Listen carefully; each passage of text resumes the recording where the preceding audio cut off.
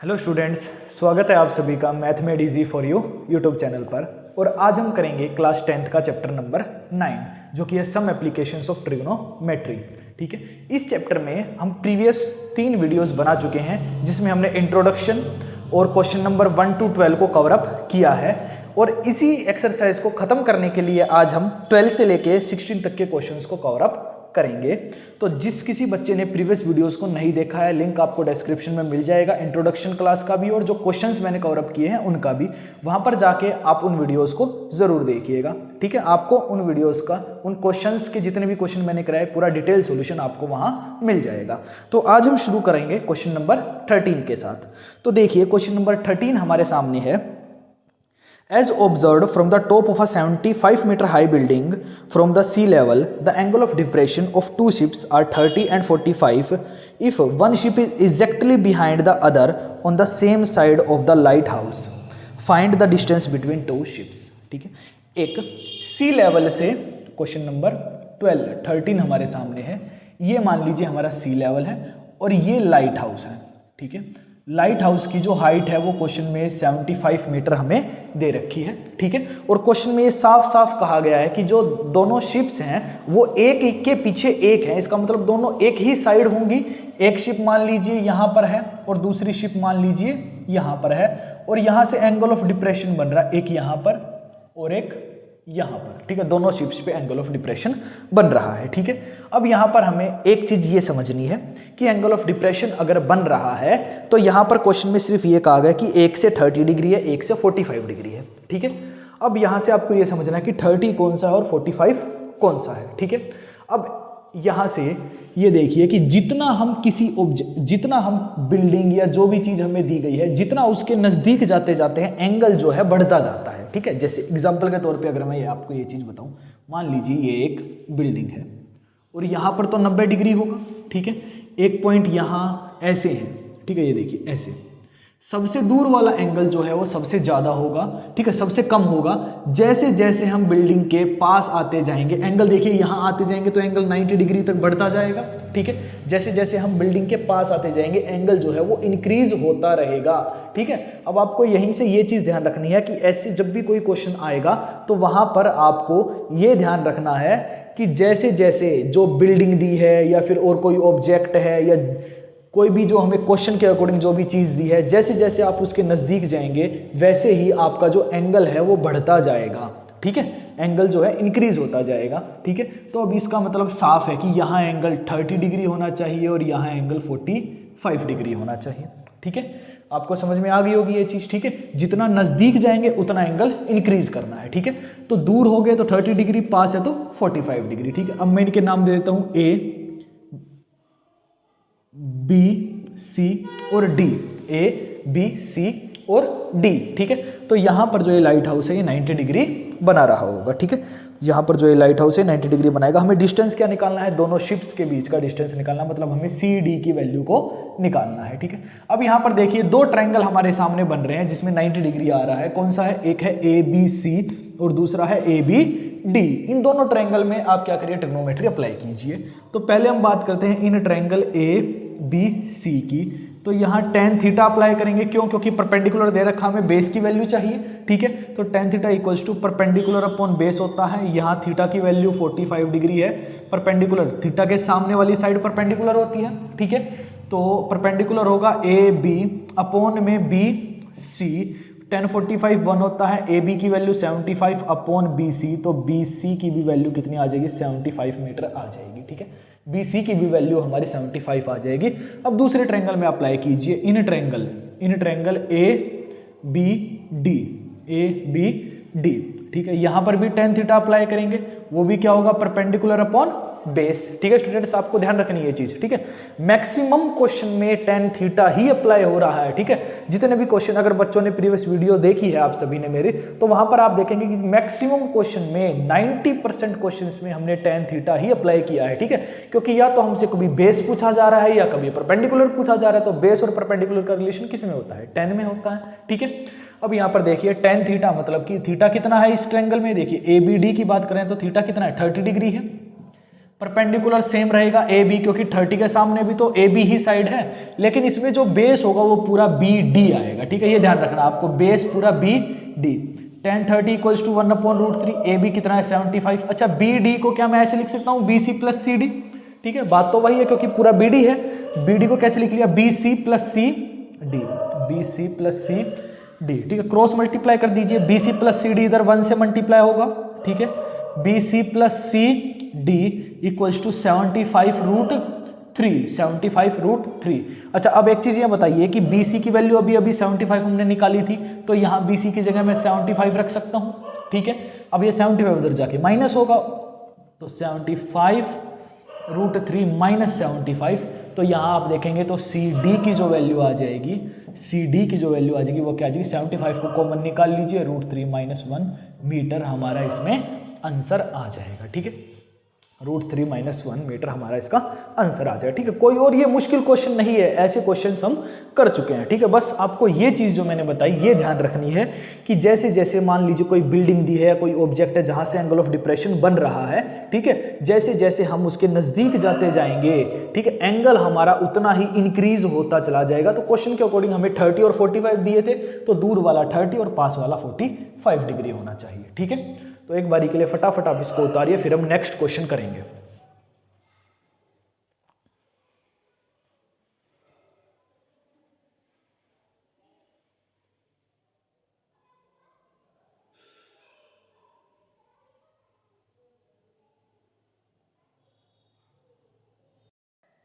तो स्टूडेंट्स अब देखिए क्वेश्चन नंबर 14, क्वेश्चन नंबर 14 हमारे सामने है, ठीक है।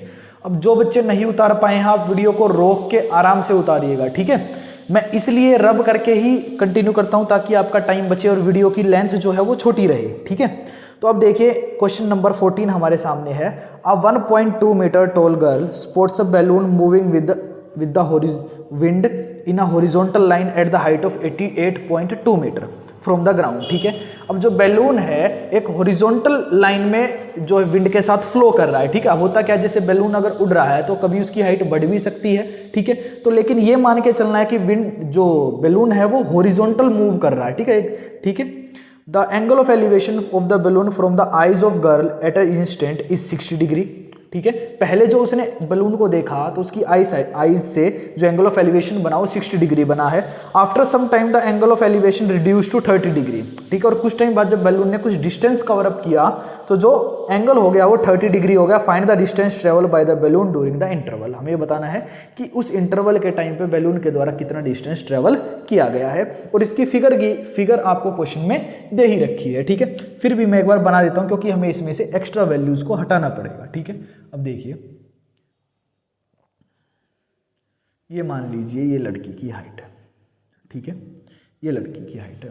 1 मिनट के लिए रुकिए, ऐसे शुरू करते हैं।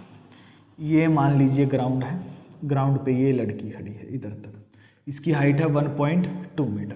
पहले बैलून इधर था तो यहाँ से ऐसे देखा उसने बैलून को, ठीक है। फिर बैलून थोड़ा डिस्टेंस कवर अप किया तो यहाँ पहुँच गया, तो फिर उसने यहाँ देखा, ठीक है। अब एक चीज़ मुझे बताइए कि उसकी आई साइड से तो एंगल तो ऐसे बनना चाहिए ना, ठीक है। एक एंगल पहले यहाँ बना, ये कितना है 60 डिग्री, फिर दूसरा एंगल यहाँ बना, ये कितना है 30 डिग्री, ठीक है। अब देखिए अगर इसको ऐसे नीचे लेके आए और इसको इस तरीके से लेके आए, ठीक है, तो ये होंगी इनकी हॉरिजॉन्टल लाइंस। ये डिस्टेंस ही तो हमें निकालना है इनके बीच का। देखिए ये डिस्टेंस और ये डिस्टेंस दोनों बराबर हैं, क्योंकि ये चीज़ मैं आपको पहले समझा चुका हूँ। अगर बिल्कुल यहाँ से 90 डिग्री हम परपेंडिकुलर लाइन नीचे लेके आएंगे तो जो डिस्टेंस यहाँ है वही डिस्टेंस यहाँ पर होगा, क्योंकि पैरेलल लाइंस बन जाएंगी, इनके बीच का डिस्टेंस जो है वो सेम रहेगा, ठीक है। अब यहाँ पर देखिए ये फिगर है हमारी कुछ, ठीक है। पूरा जो बैलून की जो हाइट है वो यहाँ से लेकर यहाँ तक जो है वो 88.2 मीटर है, और गर्ल की जो हाइट है वो कितनी है 1.2 मीटर है, ठीक है। अब यहाँ से आप इस फिगर को देख कंफ्यूज हो रहे होंगे कि ट्रायंगल को हमें किस तरीके से लेना है, हमें क्या करना है, ठीक है। इस फिगर में से मैं कुछ वैल्यूज को रिड्यूस करता हूं। यहाँ से देखिए यहाँ 90 डिग्री बन रहा होगा, तो लाइन ऑफ साइट जो ये गई है तो 90 यहाँ भी बन रहा होगा और 90 यहाँ भी बन रहा होगा। अगर ये 1.2 है तो इसको हटाएं तो सिर्फ इतनी वैल्यू देखिए, इतनी वैल्यू, तो इतनी वैल्यू हमारे पास क्या रहेगी, ये मैं सिर्फ इसकी बात कर रहा हूँ, यहाँ से लेकर यहाँ तक की। तो ये वैल्यू क्या होनी चाहिए, 88.2 में से 1.2 को माइनस कर दीजिए, ठीक है, 88.2 में से 1.2 को माइनस कर दीजिए, तो ये आ जाएगा हमारे पास 87 मीटर, ठीक है। अब ये मैंने क्यों निकाला है, इसको मैं क्यों कंसीडर कर रहा हूँ, क्योंकि देखिए गर्ल की आइस से जो एंगल बन रहा है, अब उसकी हाइट को कंसीडर किया है। अब एक दो क्वेश्चंस हमने प्रीवियस जो किए हैं उनमें किसी मैन की या उनकी हाइट को कंसीडर नहीं किया गया है, यहाँ पर हाइट को कंसीडर किया है, इसलिए पहले इसको हटाना पड़ेगा। अब जो ट्रायंगल हमारे 87 मीटर हाइट लेके जो ट्रायंगल बनेंगे, अब उनको देखिए इस फिगर से।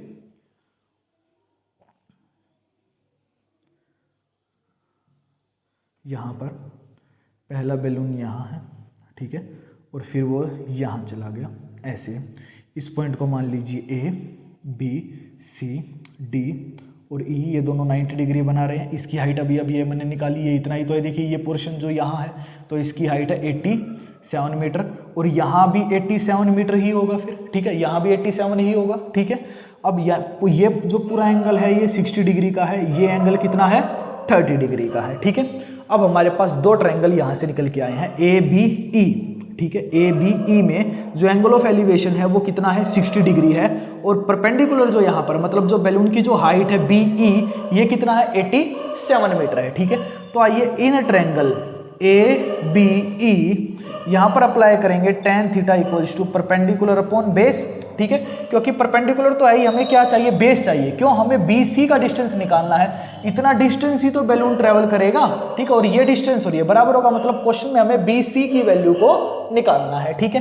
तो इन ट्रायंगल ए बी ई में tan theta equals to perpendicular upon base, ठीक है। तो tan कितना है यहाँ पर 60 डिग्री, परपेंडिकुलर की वैल्यू 60 के सामने ये बी ई अपॉन में क्या आएगा A B, B E upon में ए बी, तो यहां से क्या आ जाएगा tan 60 डिग्री कितना होगा हमारे पास √3 इक्वल्स टू बी ई की वैल्यू 87 है और ए बी, ठीक है, ए बी इधर आएगा तो ए बी की जो वैल्यू आ जाएगी वो आ जाएगी 87 अपॉन √3, ठीक है। अभी हम इसको रैशनलाइज नहीं कर रहे हैं, अभी इसको ऐसे ही रखिए, ठीक है।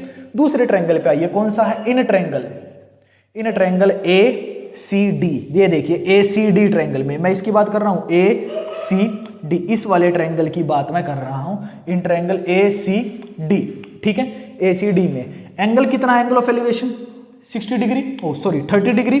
इसके सामने ये साइड है डी ई, तो ये परपेंडिकुलर का काम करेगी, तो यहां पर भी tan थीटा अप्लाई करेंगे परपेंडिकुलर अपॉन बेस। यहाँ थीटा जो है वो 30 डिग्री है, परपेंडिकुलर है डी सी और बेस क्या है पूरा ए सी, ठीक है, बेस है ए सी, ठीक है। अब यहाँ आप ये चीज समझ गए होंगे कि मैं बेस क्यों निकाल रहा हूँ। देखिए बड़े वाले ट्रायंगल से ए सी निकाल लेते हैं, छोटे वाले ट्रायंगल से ए बी हम निकाल चुके हैं, तो ए सी में से ए बी को माइनस कर देंगे तो हमारा आंसर आ जाएगा, ठीक है।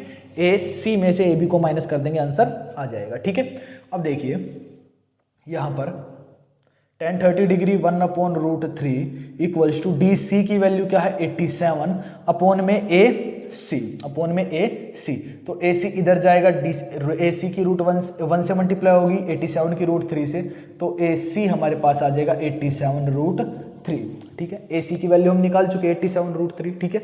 अब हमें निकालना क्या है, हमें बी सी निकालना है, तो बी सी निकालने के लिए ए सी में से ए बी को माइनस कर दीजिए, तो ये आ जाएगा 87√3 माइनस 87 अपॉन √3, ठीक है, 87 अपॉन √3, ठीक है।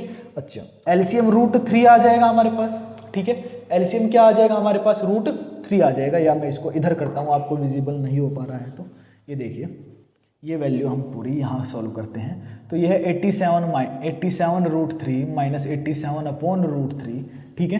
तो ये आ जाएगा हमारे पास एलसीएम आएगा √3, तो √3 इसके नीचे तो 1 है, ठीक है, तो 1 से जब इसकी √3 को डिवाइड करेंगे तो √3 की ऊपर मल्टीप्लाई हो जाएगी, तो आ जाएगा 87 इंटू √3 क्या बन जाएगा 3, फिर माइनस वहाँ पर क्या आएगा सिर्फ 87 आएगा, ठीक है। तो 87 की 3 से मल्टीप्लाई करेंगे तो ये कितना आ जाएगा हमारे सामने स्टूडेंट्स, देखो 3 7 21, 2 गया कैरी, तो 24 और 2 26, 261 माइनस 87 अपॉन में √3 आ जाएगा, तो 261 में से 87 को माइनस आउट करेंगे तो 11 में से 7 गए तो 4, यहाँ कितना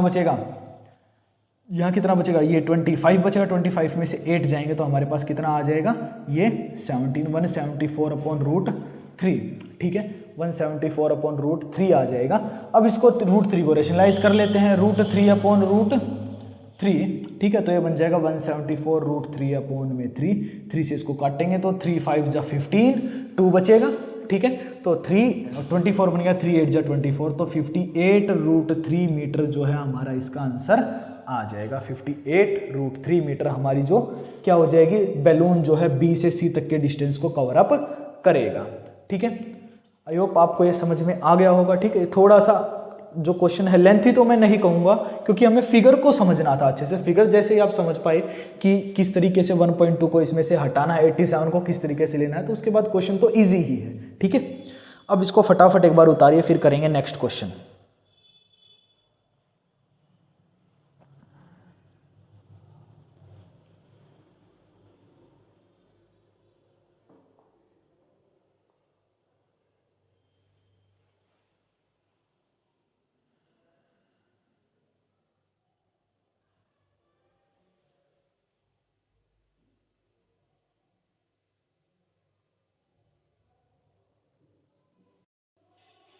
तो स्टूडेंट्स अब हम करेंगे क्वेश्चन नंबर 15। क्वेश्चन नंबर 15, ठीक है। Question number 15 one of the important questions में से एक है, क्योंकि इस क्वेश्चन में बच्चे डिफिकल्ट इसलिए मानते हैं क्योंकि हमें वैल्यूज ज़्यादा गिवन अप नहीं की गई है, ठीक है। तो समझिए इस क्वेश्चन को क्या दिया है। A straight highway leads to the foot of a tower, कि एक स्ट्रेट हाईवे है, ठीक है, वो कहाँ पर खत्म हो रहा है, फुट ऑफ टावर पे खत्म हो रहा है। A man standing at the top of the tower observe a car at an angle of depression of 30 degree which is approaching to the foot of the tower with a uniform speed, ठीक है, कि वो एक car जो है, एक आदमी ने एक एंगल ऑफ डिप्रेशन में देखा कि 30 डिग्री एंगल पर एक गाड़ी है, ठीक है, और कुछ वो एक यूनिफॉर्म स्पीड से, मतलब एक ही स्पीड से टावर के फुट की तरफ बढ़ रही है, ठीक है। 6 second later the angle of depression of car is found to be 60 degree, और 6 सेकंड बाद जब उसने देखा दोबारा तो एंगल ऑफ डिप्रेशन कितना हुआ, 60 डिग्री हो गया। Find the time taken by the car to reach the foot of the tower from this point, कि उस पॉइंट से जब वहां पर उसने देखा जहां 60 डिग्री बन रहा है, वहां से टावर के फुट तक आने में उसको कितना टाइम लगेगा, ठीक है। अब यहां देखिए फिगर किस तरीके से होगी। जैसे ये मान लीजिए वो हाईवे, यहां टावर है, ठीक है, टावर के ऊपर एक आदमी है। पहले उसने कार को देखा यहाँ पर, ठीक है, एंगल ऑफ डिप्रेशन बना, कितने डिग्री दिया है, 30 डिग्री। फिर 6 सेकंड बाद उसने देखा, ठीक है, तो यहाँ से यहाँ तक का जो टाइम दिया है वो कितना दिया है, 6 सेकंड टाइम दिया है। दोबारा उसने जब देखा यहाँ 60 डिग्री एंगल बन रहा है, ठीक है। तो इस पॉइंट को मैं ए मान लेता हूँ, इसको बी, सी और डी। तो टावर है तो 90 डिग्री बना रहा होगा, परपेंडिकुलर होगा, ठीक है। समझ में आ गई आपको फिगर जो है, ठीक है। अब हमें उसको ये बताना है क्वेश्चन में कि बी सी का जो टाइम कितना लेगी, बी सी से बी तक आने में जो वो कार है वो कितना टाइम लेगी, ठीक है। अब मुझे एक चीज़ ये बताइए कि जब कभी भी हमें टाइम निकालना है तो हमें ये चीज़ ध्यान रखनी है, टाइम निकालने के लिए क्या होना चाहिए, हमारे पास स्पीड और डिस्टेंस दोनों चीज़ें होनी चाहिए, ठीक है। हमें ये पता है ना बीसी का टाइम कितना है, तो मुझे ये चीज़ बताइए, अगर बीसी का टाइम बताना है तो हमारे पास स्पीड और डिस्टेंस दोनों चीज़ें होनी चाहिए ना। हमारे पास देखिए स्पीड डिस्टेंस तो इस बीसी को ही कंसीडर कर लेते हैं, ठीक है। डिस्टेंस क्या है, बी से सी जो है वो डिस्टेंस है, तो हमें स्पीड तो निकालनी ही पड़ेगी, ठीक है। तो उस स्पीड को पहले किस तरीके से निकालिए, देखिए यहाँ 6 सेकेंड टाइम दिया है, ठीक है, 6 सेकंड टाइम दिया। अब देखिए यहाँ टाइम दे रखा है, ठीक है, और डिस्टेंस कितना है, डी से सी, मतलब यहाँ से स्पीड निकलेगी, ठीक है। आपको ये ध्यान रखना है कि अगर यहाँ टाइम उसने दे रखा है और डिस्टेंस हमें पता है कि डी से सी तक उसने कवर किया है, टाइम है और डिस्टेंस, इसका मतलब स्पीड यहीं से निकलेगी तब जाके यहाँ का टाइम निकलेगा, ठीक है। अब उसको किस तरीके से निकालिए वो आप समझिए, ठीक है। तो दो ट्रायंगल हमारे सामने है, ए बी सी और ए बी डी, दो ट्रायंगल है, ठीक है। तो पहले हम आते हैं इन ट्रायंगल ए बी सी, तो यहां पर लगाएंगे tan theta equals to perpendicular upon base. Perpendicular upon base क्यों लगाएंगे, क्योंकि हमने बी सी का टाइम निकालना है ना, और बी सी क्या है, बेस में है, ठीक है। तो tan थीटा, थीटा कितना दिया है यहाँ पर 60 डिग्री, तो tan 60 डिग्री, 60 के सामने ही परपेंडिकुलर है ए बी, अपॉन में क्या होगा, बेस बी सी इस ट्रायंगल में। तो tan 60 डिग्री कितना होता है, √3, तो A B upon B C, √3 के इक्वल्स टू का बी सी इधर आके मल्टीप्लाई हो जाएगा, तो ये बन जाएगा B C √3 equals to A B की वैल्यू, ठीक है। अब यहाँ से हमें और कुछ समझ में नहीं आया कि आगे किस तरीके से करेंगे, लेकिन इतना है कि ए बी की वैल्यू को हम निकाल चुके हैं। क्या मुझे अब एक चीज़ ये बताइए, क्या दूसरे ट्रायंगल में भी ए बी लग रहा है, ठीक है। दूसरे ट्रायंगल में भी ए बी लग रहा है, बिल्कुल लग रहा है। ये देखिए अगर मैं बड़े की बात करूं ए बी डी में, तो यहां पर भी तो जो ए बी है 30 के सामने है, तो परपेंडिकुलर का ही तो काम कर रहा है। ठीक है, तो अब आ जाइए दूसरे ट्रायंगल में। In triangle A B D यहां पर भी हम लगाएंगे tan theta equals to, direct लिख देता हूं ये चीज आप समझ चुके होंगे। tan थीटा कितना है 30 डिग्री, परपेंडिकुलर अपॉन बेस मतलब A B upon B D. अब बी सी नहीं लेना, पूरे में तो बी डी है। ठीक है, तो ये आएगा ए बी अपॉन में बी डी, तो ये होगा 1/√3 इक्वल्स टू ए बी। अच्छा बी डी को क्या मैं लिख सकता हूँ B C plus C D, क्योंकि बात तो वही है ना, बी डी पूरा है तो B C plus C D, B C plus C D हो जाएगा। ठीक है, क्रॉस मल्टीप्लाई करेंगे, ये इधर 1 से मल्टीप्लाई होगा, ये √3 से, तो ये आ जाएगा B C plus C D equals to A B √3। और यहाँ से देखिए ए बी की वैल्यू यहाँ भी है, ए बी की वैल्यू यहाँ भी है, तो यहाँ से √3 को भेज दें, ए बी की वैल्यू निकल जाएगी, तो ये आ जाएगा B C plus C D upon √3 equals to A B. ठीक है, ए बी यहाँ से भी निकला है और ए बी यहाँ से भी निकला है, तो इन दोनों ही वैल्यूज को हम इक्वल रख सकते हैं। क्यों? क्योंकि ये भी ए बी की वैल्यू है और ये भी ए बी की वैल्यू है, तो इसका मतलब यहाँ से होना चाहिए B C √3 equals to B C plus C D upon √3। तो ये √3 जब इधर जाके मल्टीप्लाई होगा तो √3 की √3 से मल्टीप्लाई करेंगे 3 बन जाएगा, तो ये हमारे पास आ जाएगा 3bc equals to B C plus C D. ये बी सी इधर माइनस में जाएगा, 3bc minus B C equals to C D, तो यहाँ से पता चला सी डी की वैल्यू है 2bc। ठीक है, सी डी की जो वैल्यू है वो है 2bc। ठीक है, इतनी चीज आपको समझ में आ गई होगी। सी डी की वैल्यू हमने निकाल ली है 2bc। अच्छा अब सी डी की वैल्यू को bc की फॉर्म में क्यों निकाला है? ठीक है, अब इस चीज को यहाँ से ये समझिए कि सी डी को वैल्यू को bc की फॉर्म में इसलिए निकाला है ताकि यहाँ पर bc के नीचे जब हम उसकी वैल्यू को रखेंगे तो हमारा टाइम आसानी से निकलेगा। ठीक है, अब इतना आपको समझ में आ गया होगा कि हमने सी डी को किस तरीके से निकाला। ठीक है, अब बारी आती है कि टाइम हमें दे रखा है तो यहाँ से स्पीड किस तरीके से निकालें। ठीक है, जब कभी हमें क्या निकालना है, स्पीड ऑफ कार निकालनी है, स्पीड ऑफ कार, तो क्या होनी चाहिए distance upon time, distance upon time. ठीक है, स्पीड कैसे निकलती है, डिस्टेंस अपॉन टाइम से निकलती है, दूरी बटा समय से निकलती है। तो डिस्टेंस क्या है, ये देखिए डिस्टेंस क्या है सी डी, और टाइम कितना लिया 6 सेकंड, तो बटे में 6। अच्छा अब ये चीज बताइए सी डी क्या है 2bc, तो 2bc अपॉन 6, 2 से इसको काटेंगे 3 पे गया, तो ये आ गया bc अपॉन 3 मीटर पर सेकंड आ गई स्पीड ऑफ कार। ठीक है, इतनी चीज आपको समझ में आ गई होगी कि ये क्या है, स्पीड ऑफ कार है bc अपॉन 3 मीटर पर सेकंड। ठीक है, अब आगे देखिए हमें तो क्या निकालना है कि bc को कवर करने के लिए, कि c से b तक जाने के लिए उसको कितना टाइम लगेगा कार को। ठीक है, तो अब आगे देखिए time taken to the foot of tower, time taken to reach the foot of tower. ठीक है, कि टाइम टेकन किसके द्वारा, कार के द्वारा, time taken by car to reach the foot of tower, की फुट ऑफ टावर तक पहुंचने के लिए टाइम कितना लिया जाएगा, समय कितना लिया जाएगा, तो वो कैसे निकलेगा, डिस्टेंस अपॉन स्पीड से।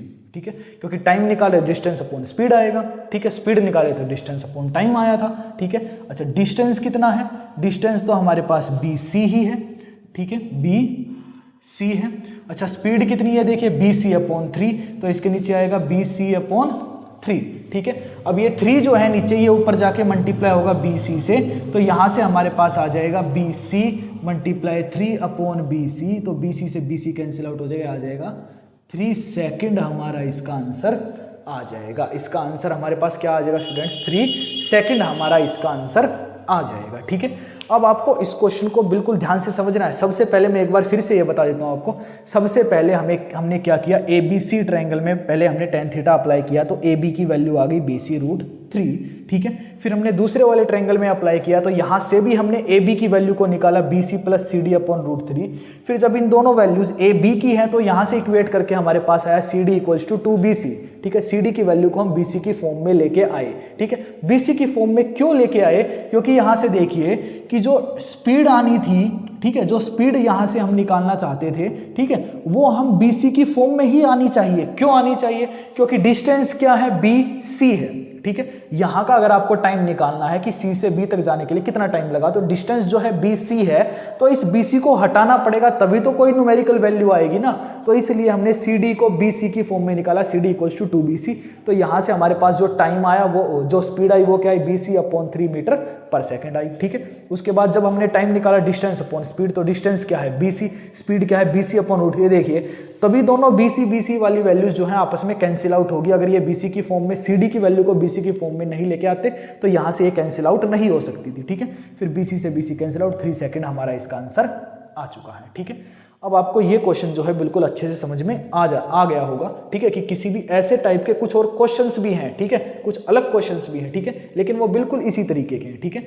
अब एक बार आप इसको फटाफट जल्दी उतारिए, ठीक है, फिर हम इसका इसी एक्सरसाइज का लास्ट क्वेश्चन कवर अप करेंगे, ठीक है।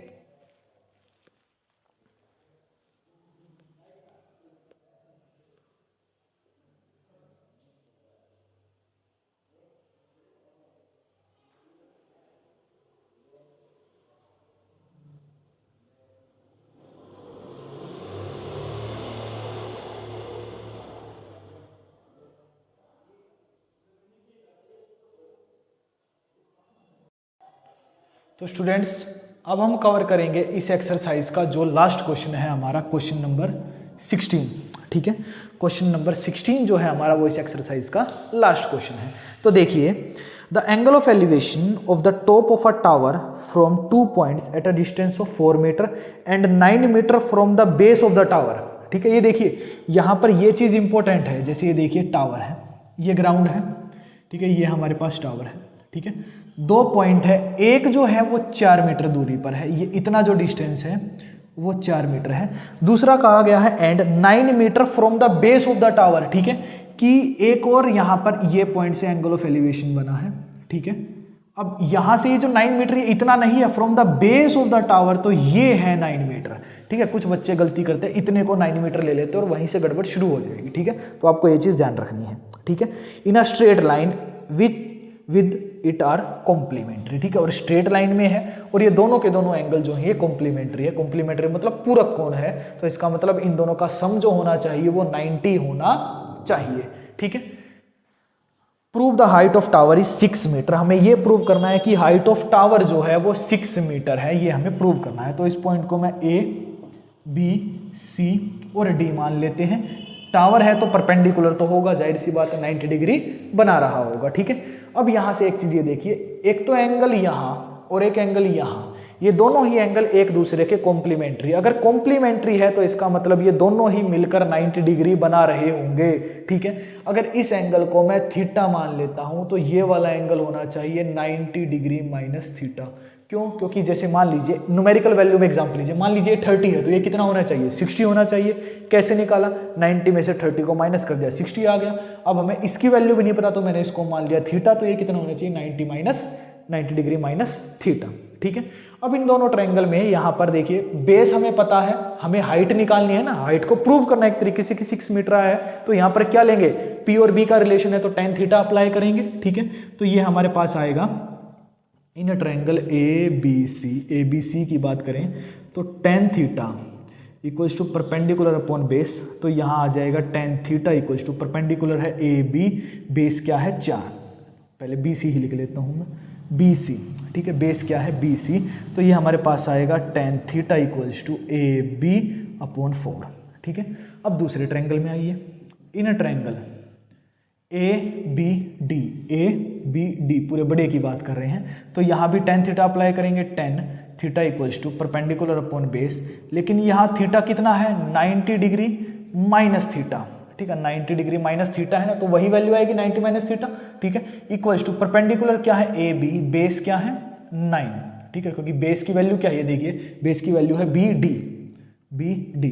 अच्छा, अब एक चीज मुझे ये बताइए कि tan 90 माइनस थीटा किसके बराबर होता है? बिल्कुल स्टूडेंट, tan 90 माइनस थीटा जो होता है ये बराबर होता है हमारा कोट थीटा के। तो कोट थीटा किसके बराबर आएगा? AB अपॉन 9 के, ठीक है, AB अपॉन 9 के, क्योंकि हमारा फॉर्मूला होता है, क्या होता है कि tan 90 minus theta equals to cot theta होता है और cot 90 minus theta equals to tan theta होता है। ये चैप्टर नंबर 8 में हम ये चीज़ पढ़ चुके हैं, ठीक है। नहीं पढ़ी है तो आप ये रिकॉल हो गई होगी, ठीक है। पढ़ी तो होगी ही, ठीक है। तो ये चीज़ आपको रिकॉल हो गई होगी कि tan 90 minus theta equals to cot theta होता है, ठीक है। तो अब यहाँ देखिए दो वैल्यू हमारे पास आ चुकी है, tan theta equals to AB/4, cot theta equals to AB/9, ठीक है। अब यहाँ से एक चीज़ ये बताइए कि इन दोनों ही वैल्यूज़ को अगर मैं ले लूँ एक साथ, ठीक है, मतलब कि ये मान लीजिए इक्वेशन फर्स्ट है, ये इक्वेशन सेकंड है, तो मल्टीप्लाई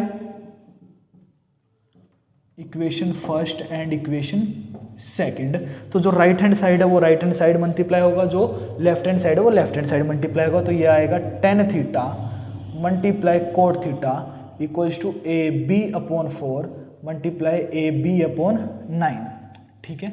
अच्छा, अब यहाँ से एक चीज़ आपको और समझनी है, ये चीज़ तो मैंने आपको बताई थी अपॉन वाला फॉर्मूला कि tan थीटा इक्वल्स टू 1/कोट थीटा होता है और cot theta equals to 1/tan theta होता है। तो किसी एक वैल्यू को चेंज कर लीजिए, मान लीजिए मैंने 10 को चेंज कर दिया, तो ये है 1/कोट theta multiply cot theta equals to AB into AB का स्क्वायर अपॉन 36, 4 9 36। तो कोट से कोट कैंसिल आउट हो चुका है, 1 इक्वल्स टू AB का स्क्वायर अपॉन 36 इधर आके 1 से मल्टीप्लाई होगा, ठीक है। तो वैल्यू क्या आ जाएगी, AB का स्क्वायर इक्वल्स टू 36, तो AB की वैल्यू कितनी आ जाएगी, √36 इक्वल्स टू 6 मीटर हमारा आंसर। और यही चीज़ हमें इसमें प्रूव करनी थी, ठीक है स्टूडेंट्स, यही चीज़ हमें इसमें प्रूव करनी थी, ठीक है। तो अब आपको ये क्वेश्चन भी समझ में आ गया होगा, ठीक है। तो आज हमने कौन कौन से क्वेश्चंस को कवर अप किया है, आज हमने क्वेश्चन नंबर 13, 14, 15 और 16 को कवर अप किया है, ठीक है। और इससे प्रीवियस वीडियो में मैं आपको बता चुका हूं, मैंने 1 से 12 तक की 2 प्रीवियस वीडियोस में क्वेश्चन को डिस्कस किया है, ठीक है। तो आई होप स्टूडेंट्स आपको जो आज जितने भी हमने क्वेश्चन किए उनका सॉल्यूशन अच्छा लगा होगा, ठीक है, और आपको सारी चीज़ें समझ में आ गई होंगी, ठीक है। अगर आपको वीडियो पसंद आई हो तो चैनल को सब्सक्राइब करिएगा, वीडियो को लाइक करिएगा, साथ में बेल आइकन को प्रेस कीजिएगा ताकि आपको हर एक मेरी न्यू वीडियो का नोटिफिकेशन मिलता रहे। तो मिलते हैं नेक्स्ट वीडियो में, तब तक के लिए आप इन चीज़ों को पढ़िएगा और प्रैक्टिस करिएगा। Thank you and good bye.